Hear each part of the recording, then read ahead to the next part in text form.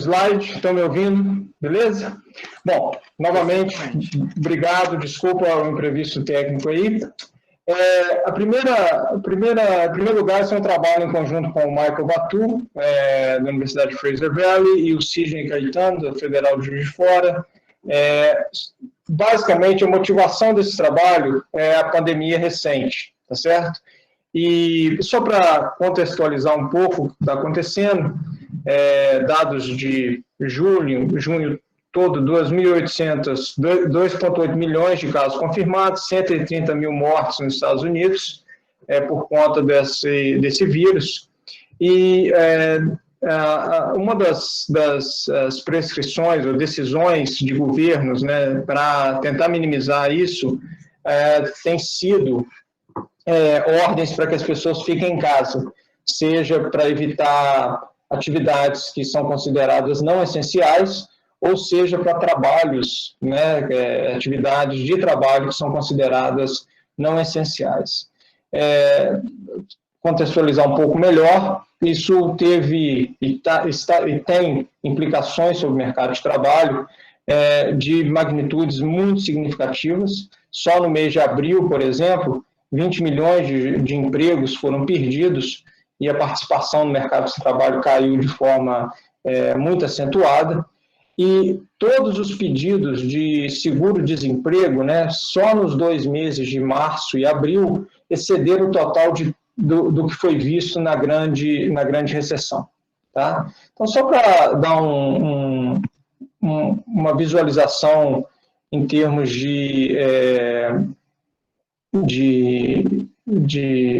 dos dados, não só a respeito da... Vocês continuam vendo isso aqui ou parou de ver? Consegue ver, Marcelo?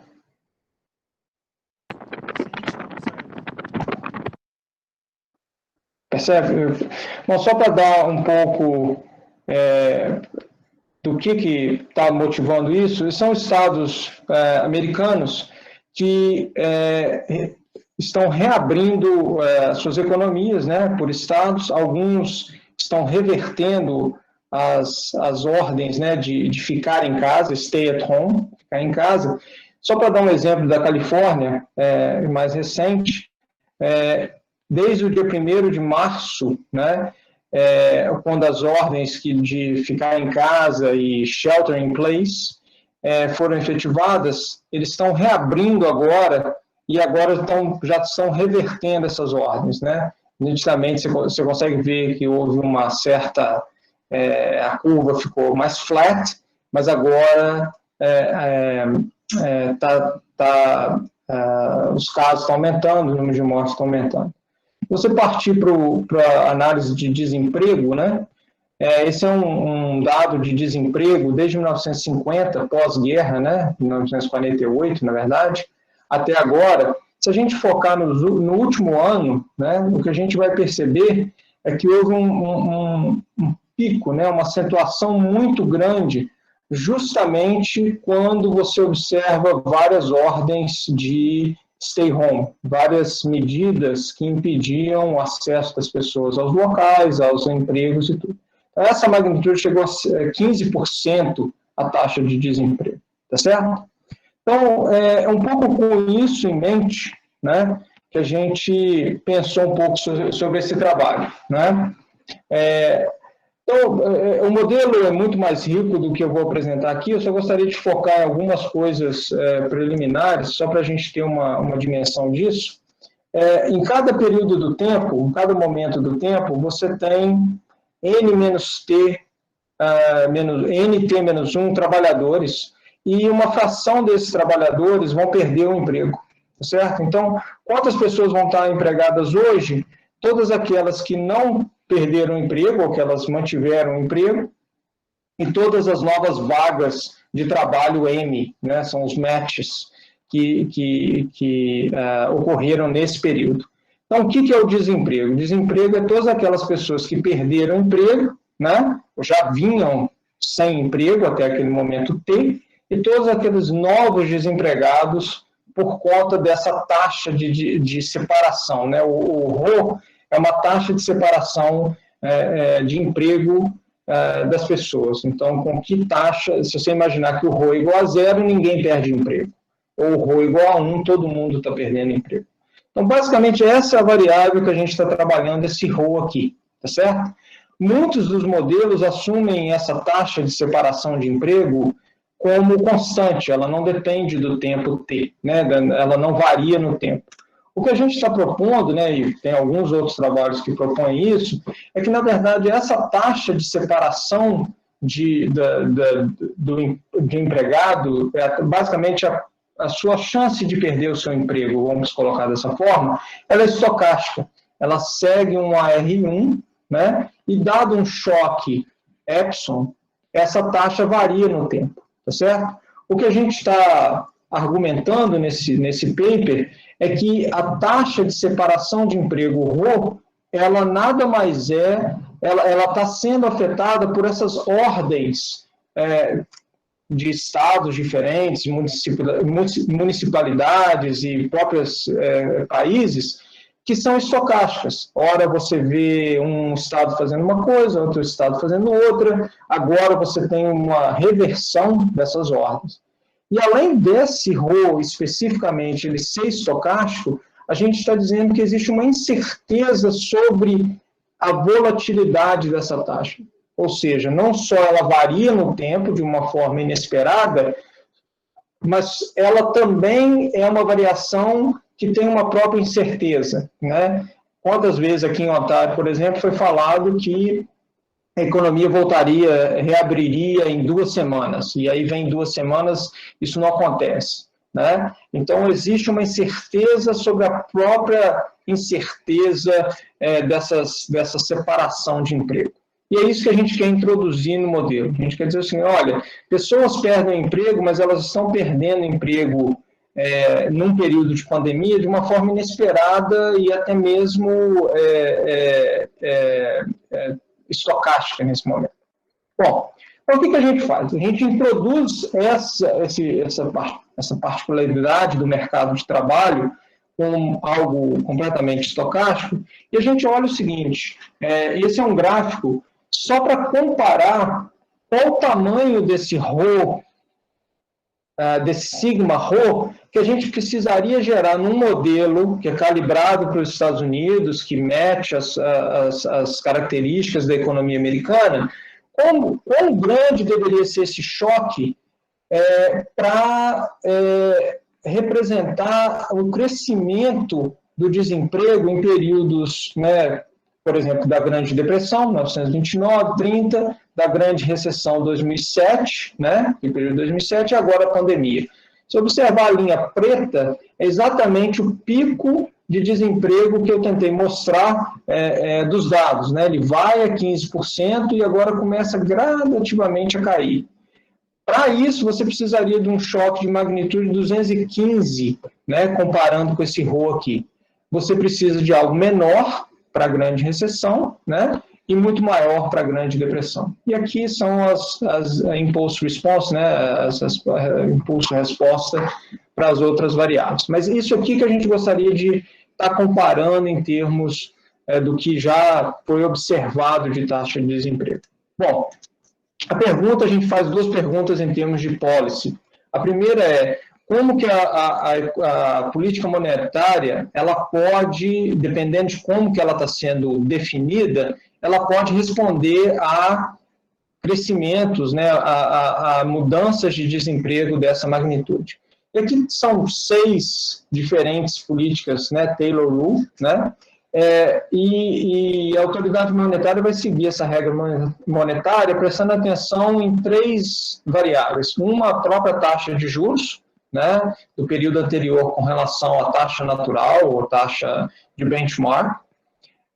A inflação com relação ao target, né, a meta de inflação, e o desvio do produto com relação ao produto de equilíbrio, né? E aqui são várias regras diferentes. Por exemplo, vou pegar 2 aqui só para dar um exemplo, né? Quando esse RO R é igual a 0, a autoridade monetária não presta atenção ou não se importa com variações da taxa de juros, né? Se você pegar, por exemplo, aqui essas 5, né, a política monetária, a autoridade monetária, ela não se importa, não está se importando com variações do juro, porque o expoente é 0, esse cara vira 1, né, e não está preocupado com desvios do produto, esse expoente gama y igual a 0. Né? Então, dependendo da prioridade, dependendo do objetivo da política monetária, a pergunta é, faz diferença isso, né? Como a política monetária ela é seguida em períodos de pandemia? O que a gente observa é que sim, né? Aqui a gente tem as 6 linhas plotadas, né? Mas se você observar, e não vale a pena entrar em detalhes agora, nesse momento, mas a gente pode discutir isso depois, dependendo de como a política monetária ela reage a movimentos da taxa de juros, da inflação e do desvio do emprego com relação a um determinado nível, né, pré-estabelecido que o valha, o desemprego pode vir até a cair, dependendo de como a autoridade monetária reage a isso. Ou ele pode ter uma magnitude muito maior ou menor para o mesmo choque. Então, todas essas respostas são para um mesmo choque, mas a forma como a política monetária reage a esse choque, prestando atenção mais ou menos a 3 variáveis diferentes, pode gerar variações na taxa de desemprego, do produto e a própria inflação. Então, esse é um primeiro exercício. Conclusão que a gente chega é que, dependendo da regra de Taylor, a autoridade monetária pode não só agravar o problema gerado pela perda de emprego devido à pandemia, como pode aliviar esse efeito na economia, dependendo do que ela seguir.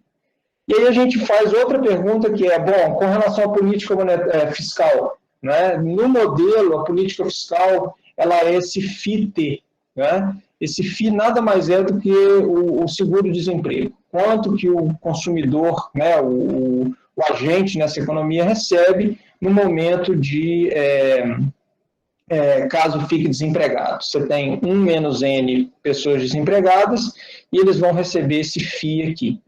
E, para isso, a gente vai ter que coletar impostos daqueles que estão empregados na economia. Então, novamente, a ideia é a mesma. Dependendo da generosidade ou não do seguro-desemprego, né? Nesse caso aqui, a preta é o nosso benchmark, né? E aí, a partir do momento que você se torna mais generoso, você evita esse problema, se você alivia um pouco isso, a política monetária também, respondendo ao choque, respondendo a esse sigma rho aqui, né, como se você condicionasse o seguro-desemprego à própria pandemia. Né? Quanto mais volátil é a taxa de separação de emprego, a forma que as pessoas estão perdendo emprego, mais generoso você vai ser com relação ao benefício que você vai dar, e para isso você vai ter que cobrar imposto. O equilíbrio geral vai definir como que isso vai reagir.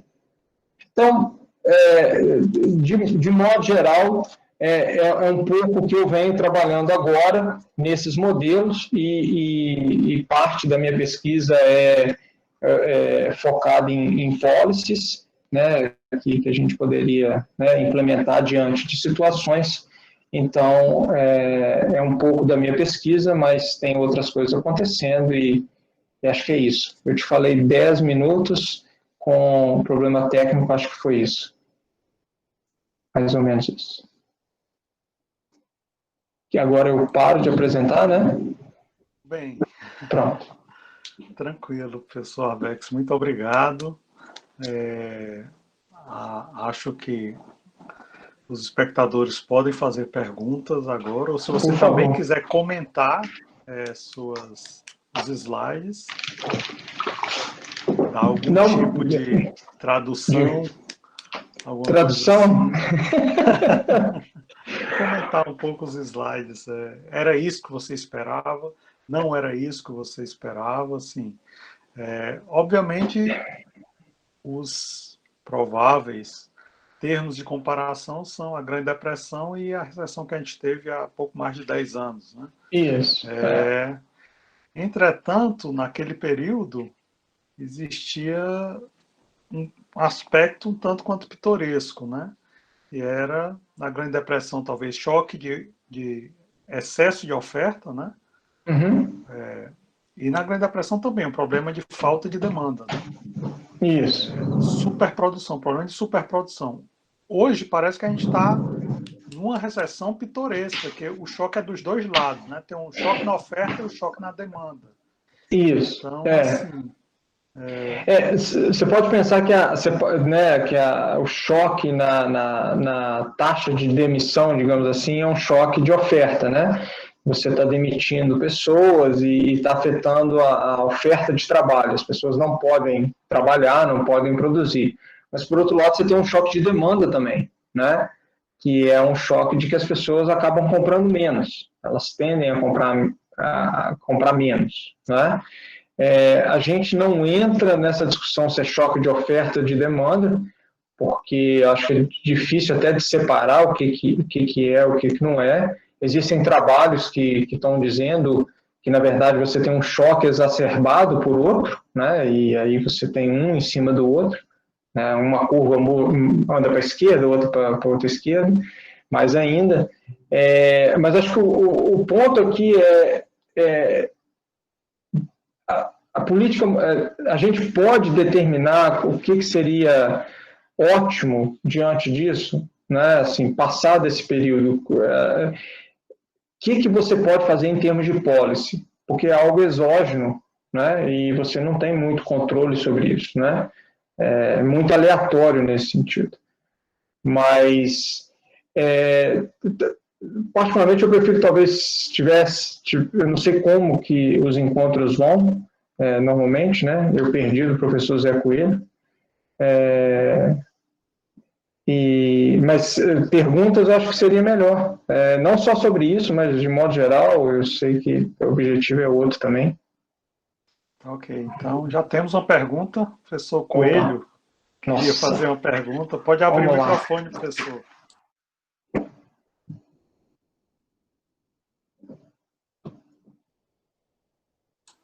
Boa tarde, Alex. Boa tarde, alunos. Boa tarde, professor Marcelo. Uma brincadeira, Beck. Você está com cara de quarentena, rapaz. Com esse barbão aí, tá parecendo... Tô resistindo. Claro que se for Fortaleza, eu vou ter que raspar, né? Não, eu acho que você não consegue ligar o avião para sobrevoar os Estados Unidos com essa barba. O pessoal vai olhar árabe, tá? Mas, Marcelão, o problema é o seguinte, tá? Eu tenho alguma dificuldade para aceitar que a política monetária simplesmente como um mecanismo de liquidez seja capaz de reverter taxa de desemprego se não houver mecanismos de crédito apropriados, tá? Por exemplo, uma legislação que garanta o resgate que os devedores vão resgatar, vão pagar suas dívidas, tá? Então, não sei se você inserir isso. Interessante você inserisse essa variável crédito aí. Inclusive, eu tenho alguma ideia para poder discutir, quem sabe trabalhar juntos. O que você acha? Uhum. Não, crédito com certeza é algo que não está bem definido no modelo, né? É um modelo de agentes homogêneos e aí o modelo não tem, nesse modelo não tem os intermediários, né? Que fariam a intermediação entre poupadores e pessoas que vão pegar emprestado.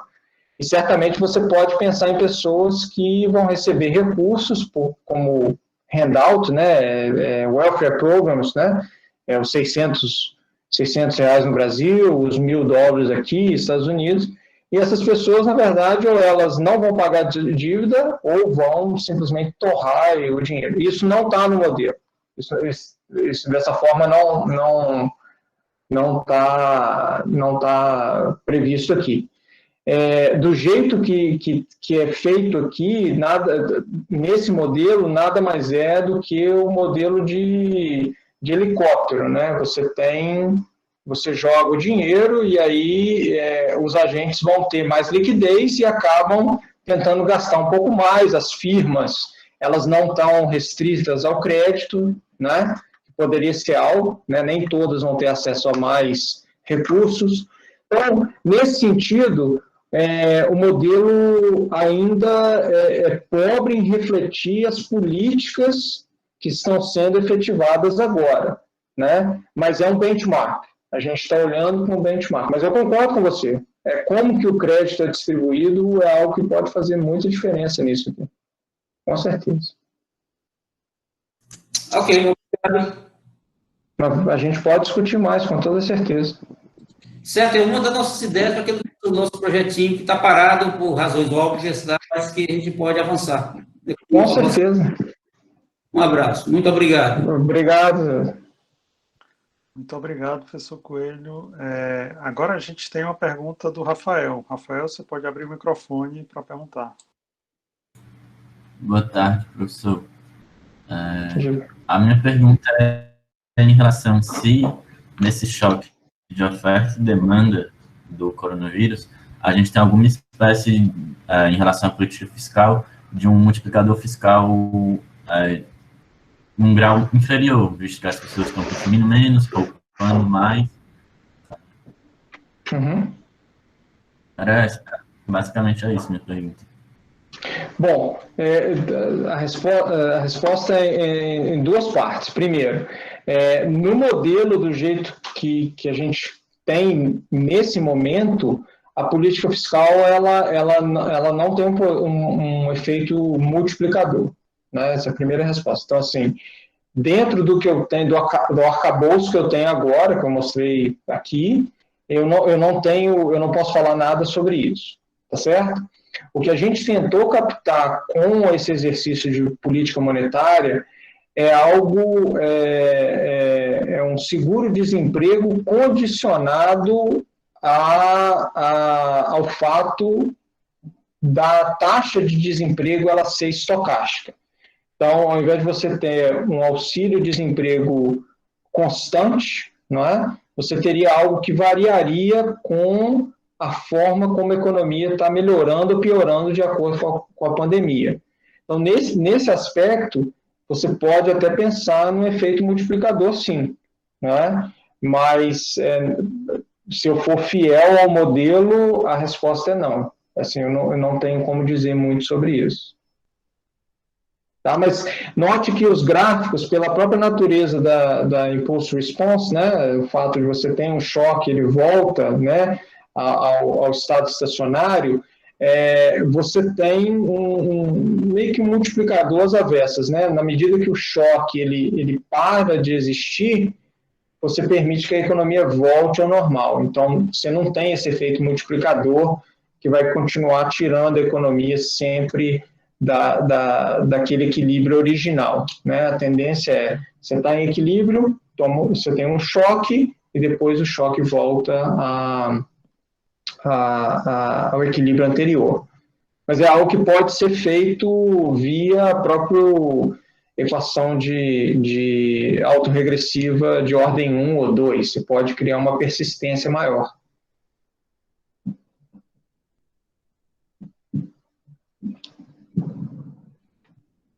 Tem mais alguma coisa aqui no chat, eu acho. Sim, o Yuri está perguntando, não sei se ele prefere que eu leia ou que eu abrir o microfone. O Yuri queria saber o seguinte, a pergunta do Yuri é: você acredita que há uma tendência de se recuperar mais rapidamente no pós-pandemia essa questão do emprego? É um pouco aquela discussão que se tem, né? Como é que vai ser a recuperação?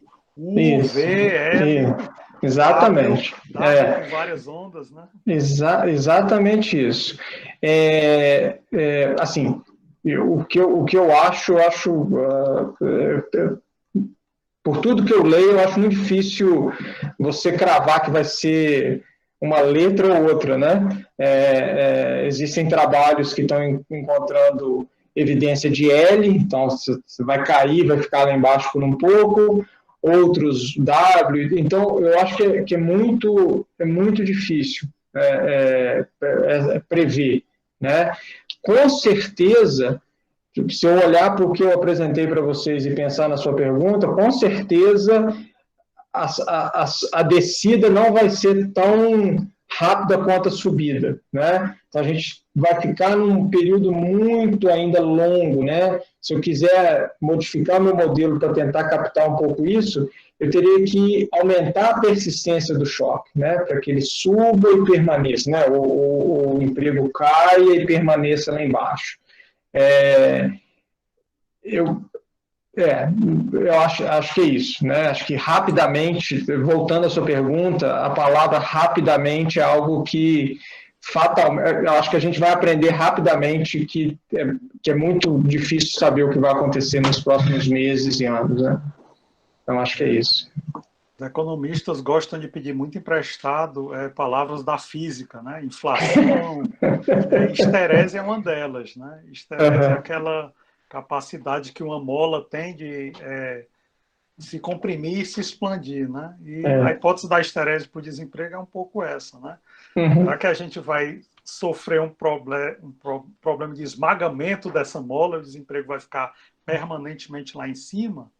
Ou será que em algum momento o desemprego volta para baixo de forma a recuperar tudo isso? Assim, na verdade, tem algumas coisas como, por exemplo, será que uma quantidade muito grande de pessoas vão morrer para a gente ter um estoque de trabalho sendo afetado de forma tão frequente? Dos trabalhos sobre gripe espanhola, a gripe espanhola afetou muito o mercado de trabalho porque quem mais morreu foram os jovens, né? O Covid talvez não, né? Não se sabe muito bem, talvez mais os velhos. Então, e o que você pode ser até algo para pesquisa com relação a problemas de previdência, né? Se agora você começa a perder pessoas que iam, né? As populações estão ficando mais velhas, né? E você teria que pagá-los por mais tempo e tudo. Então, assim, com certeza é campo para muitos alunos que estão. Eu acredito que a maioria é de graduação, né, Marcelo? Graduação, sim. Assim, pensando em tópico de pesquisa e futuramente mestrado e o que o valha, isso certamente vai ser tópico de pesquisa por muitos anos ainda, porque vai ter muita coisa, né? E não vai ser a única pandemia que eu acho que a gente vai ver na nosso período. Espero que essa palavra seja uma palavra meramente especulativa, não seja uma palavra científica. Porque meramente especulativo, com certeza. Marcelo, me fala um pouquinho, o objetivo desse encontro é troca de ideias, né? E normalmente sim. Estou à disposição caso queira se falar de outra coisa também. Não, a ideia básica é uma conversa, né, com os professores e basicamente utilizar as pesquisas dos professores como um pretexto para iniciar essa conversa, né? Ultimamente, a maioria dos trabalhos, de alguma forma, toca o tema Covid, né, por questão óbvia, né? Até as conferências são remotas por causa desse ambiente, né? Então, basicamente a gente quer saber em cada área de especialização os efeitos, né, daquilo que a gente está vivendo, mas principalmente focando no trabalho dos professores. Assim, a gente tem a análise clássica do Friedman sobre a recessão, né, a Grande Recessão, a Grande Depressão, aliás, onde o Friedman tem uma visão mais ou menos de pôr um pouco de culpa na política monetária, né, como sendo o aprofundador da Grande Recessão. A gente notou, naqueles gráficos que você mostrou de política monetária, que havia o azulzinho, que parecia inicialmente ele dar um efeito completamente contrário, né, aos outros. Isso.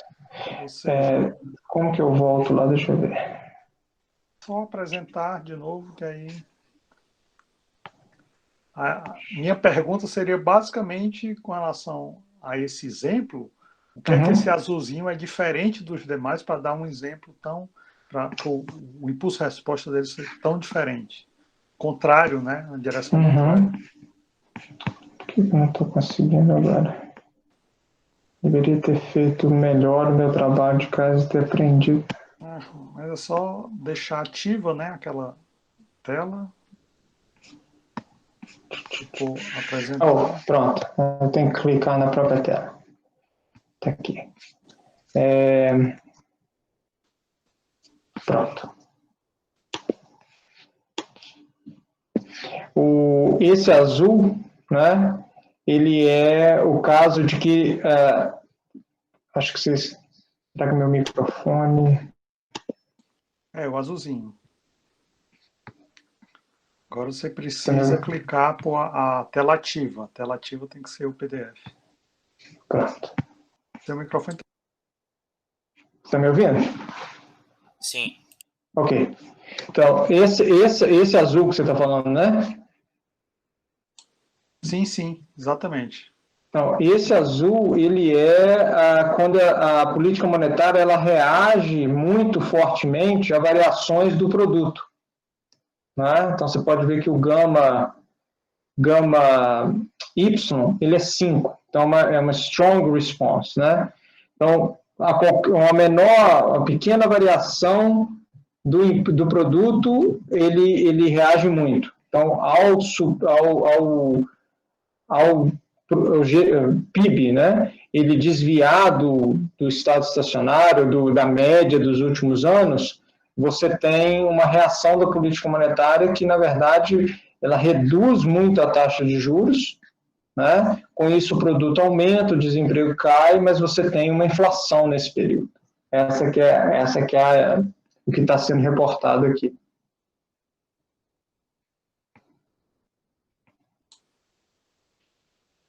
Faz sentido? É difícil a gente imaginar esse tipo de política monetária. Parece que tem um pessoal agora nos Estados Unidos que está propondo algo, talvez na direção disso, que se chama, uma coisa que eu vou falar só para irritar o professor Coelho, que é a moderna política monetária, né? Que é basicamente assim, uma política monetária que ignora qualquer tipo de restrição orçamentária. A gente pode produzir a quantidade de moeda que a gente quiser. Seria algo nesse sentido? Você não fala que a política monetária é para burro, né? Mas dentro dessas mudanças, né? Uma das coisas que a gente pensou, mas demanda um pouco mais de pesquisa sobre isso, é a regra de Taylor com desemprego, ao invés do PIB, né? Que é uma discussão antiga entre o trade-off, né, da curva de Phillips, né, inflação e desemprego. Né? A regra de Taylor ela tem inflação e produto. Né? Pela lei de Okun, né? Acho que o professor Coelho vai concordar de certa forma, você não precisaria colocar desemprego na regra de Taylor, porque você já está pegando via produto. Né? Mas alguns economistas, né, o próprio St. Louis Fed, eles têm levado isso em consideração, porque você tem sempre um lag de emprego para desemprego, você tem, não é automático isso. Então, o Banco Central deveria olhar para desemprego e não necessariamente PIB. Desemprego você tem todo mês, PIB você precisa de 3 meses. Então, tem essa discussão também do que fazer. Né? Isso tudo levando em conta que a taxa de juros está num patamar muito baixo, não tem mais aonde ir. Né? E há uma resistência a taxas negativas, né? Nem todos os países estão conseguindo implementar isso. Mas o gráfico é basicamente para ilustrar que, dependendo da forma que você reage, você pode piorar a situação ou melhorar a situação. O que, na verdade, a gente está tentando quantificar um pouco, né? Leonardo tem algo aqui. Leonardo tem uma pergunta. Aproveitando a minha especulação, viria a ter futuramente uma pandemia de inflação. Algumas pessoas, eu não sei exatamente o que você quer dizer com pandemia de inflação, mas... Esse é dos meus. Pode falar. Vou falar da expansão. Devido à quantidade de crédito e dinheiro injetado pelos bancos centrais, isso não ocasionaria futuramente uma perda desse valor de compra para a população, aquela os trabalhadores em geral. Isso é referente, tanto nos Estados Unidos, quanto na Europa, aqui no Brasil. E isso que você está levantando é algo também que tem sido muito falado, mas vocês são jovens, mas o professor Calado, o professor Coelho e eu somos de uma época em que tema de pesquisa era inflação, né? Tudo na década de 80, 90, você fazia pesquisa pensando em inflação. Nos últimos 20 anos, inflação deixou de ser algo relevante, né? É algo que os países descobriram como lidar com isso, né?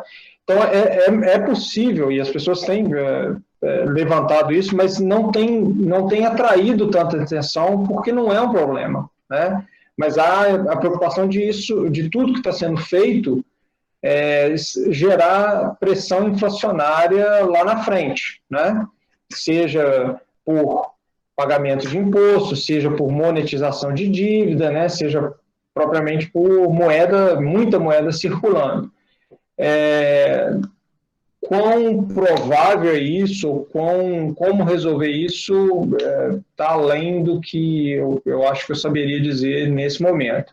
Mas a gente sabe por histórias, né, pela própria história, que quando você joga muito dinheiro na economia sem o lastro de produção, que é o caso nesse momento, você vem a ter problemas futuramente. Desde 2007 a gente não teve, né? Que foi quando foi a última vez que se jogou tanto dinheiro na economia e não refletiu em inflação. O que significa isso? É algo que a gente vai ter que esperar um pouco para ver. Certo, obrigado, professor. Nada, obrigado a você. Perfeito. Muito obrigado. Geralmente a gente utiliza os nossos convidados a esse trabalho não remunerado por 40 minutos a 1 hora, então o professor Arbex já deu a cota de trabalho escravo para a gente. Não, prazer é meu. Caso alguém tenha alguma pergunta, acho que ainda há tempo para uma pergunta final. Caso ninguém se disponha a fazer uma pergunta, eu queria que o professor Arbex nos deixasse com seus comentários finais sobre seu trabalho, sua agenda de pesquisa, possivelmente sua cooperação com professores no Brasil, né? Não só o Sidney, mas outros também. Fique à vontade, professor. Tá, bom. Em primeiro lugar, obrigado. Eu estou à disposição, tanto da economia quanto do CAEM. A gente tem feito umas parcerias aí, tem um trabalho engatilhado com o professor Marcelo, o professor Coelho, que a gente precisa retomar, né? Não sei que pé que a gente está nesse trabalho, mas é algo que a gente deveria voltar a se falar. A minha participação ao vivo e a cores na UFC foi drasticamente afetada pela pandemia, seja pelo governo canadense, seja pelo governo brasileiro, fora minha esposa, que não acho que ela não vai deixar sair daqui agora, mas estou à disposição, professor, vocês têm meu e-mail, fique à vontade de entrar em contato. Atualmente, em termos de pesquisa, eu tenho trabalhado nesse projeto, que é um projeto que a gente pensa em estender ele bem mais do que eu mostrei para vocês. Tem uma parte da minha pesquisa que é sobre impostos. Estou trabalhando com o VAT, a reforma do VAT de 2003 por estado. A gente está tentando buscar dados sobre isso, dados administrativos, que é difícil no Brasil, para tentar ver a respeito de reformas, né, diferentes sistemas, né, sistema de imposto sobre consumo, imposto sobre atacado, varejo, qual que é a melhor forma de se cobrar impostos na cadeia produtiva. E algo que eu preciso retomar, que são trabalhos relacionados com social network, né, mercado de trabalho em que as pessoas estão conectadas via contatos, que é um pouco o que a gente está fazendo aqui agora, né? mas introduzir isso em mercados, em modelos que trabalham com o mercado de trabalho, né? Como que evolui o mercado de trabalho, chances de emprego, desemprego, mudanças de emprego de uma empresa para outra, quando você conhece pessoas que estão em posições diferentes, status diferentes no mercado de trabalho. Então, de modo geral, é mais ou menos isso que eu pesquiso, isso que me interessa, e estou à disposição. É sempre um prazer estar relacionado com a UFC, com o CAEM, né, com a economia, e agradeço novamente o convite de participar e estou à disposição. Bem, muito obrigado, professor Bex, muito obrigado a todos os demais que estiveram aqui. Como já convidei de novo o professor Coelho a estar de novo aqui para esse projeto, também ponho o convite ao professor Marcelo Arbex para, quem sabe, em outra oportunidade, vir conversar com a gente de novo, para continuar esse projeto. Muito obrigado pela participação dos dois nesse projeto, que é um projeto do PET Economia, que é um programa do Ministério da Educação, da CESU e da UFC. Então, muito obrigado a todos pela presença e espero vê-los brevemente em outra apresentação desse projeto. Obrigado, Marcelo. Obrigado a todos pela presença aí também. A todos uma boa tarde. Muito obrigado. Um abraço, gente. Obrigado, Marcelão. Bom te ver, rapaz. Igual.